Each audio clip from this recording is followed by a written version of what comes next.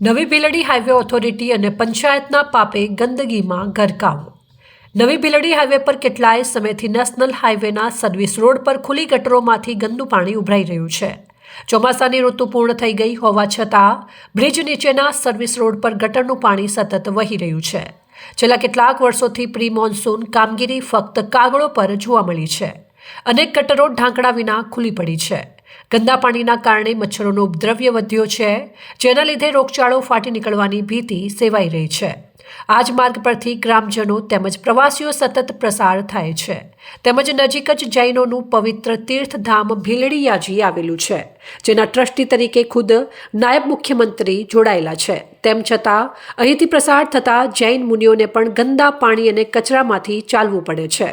આ service road પરથી રોજબરોજ અધિકારીઓ, નેતાઓ અને ચૂંટાયેલા પ્રતિનિધિઓ પ્રસાર થાય છે, છતાં તેમને આ ગંદકી દેખાતી નથી.